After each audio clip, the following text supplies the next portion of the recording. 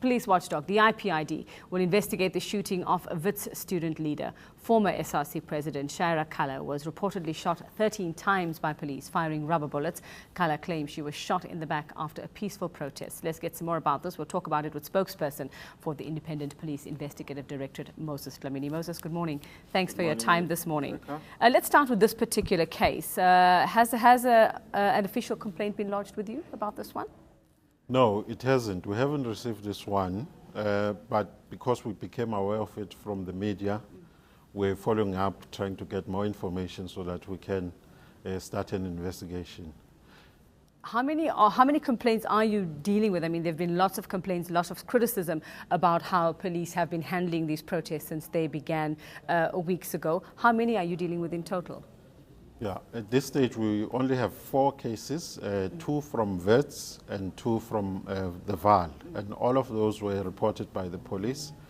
Those from the VAL, actually there were no injuries reported.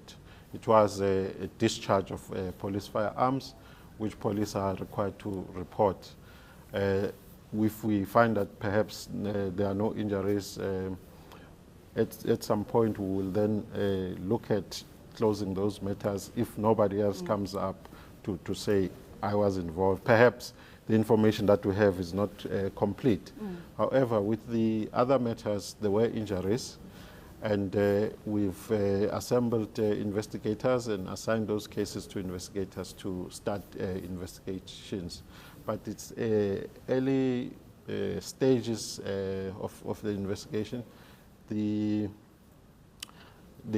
cases came through, or the reports came through since the 3rd of October, 3rd, around the 10th also, and recently also. So those investigations are still ongoing, and we will make findings once we have gathered all relevant information and evidence.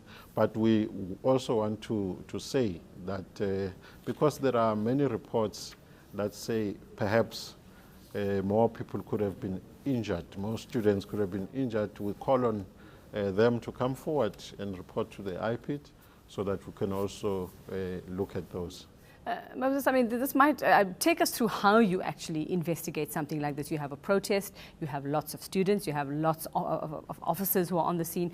Who do you investigate in this case? How do you identify, who may have fired the shot or who might have done the wrong thing at the wrong time? Yeah. Well, we are not able to be at protest scenes, So we rely on, or the police are required in terms of the Ipid Act to report to Ipid when they discharge their firearms. And once they've done that, if there are injuries, they would also inform us who is injured or where they are, if they're in hospital and so on. But if we get a report from members of the public, we would have more definite information in terms of the identity of the victims.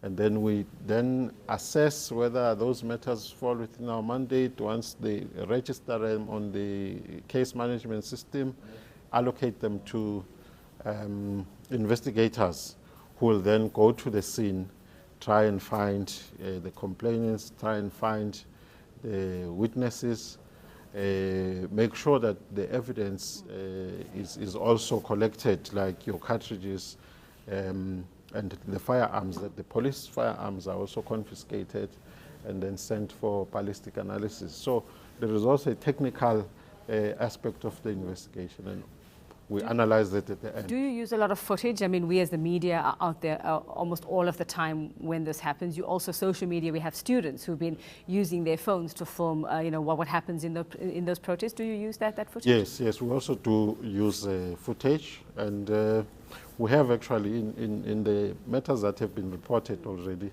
we do have some footage, and we're basically investigating, following up on what is there. It will form part of the investigation. Just on the face of it, and I know that you are yet to begin your investigation properly into this latest incident, but for someone to be shot 13 times in what she says was a peaceful protest, they had their hands up and were negotiating at the time, I'd just like to get your thoughts. I mean, 13 times with rubber bullets seems highly excessive and unnecessary at the time.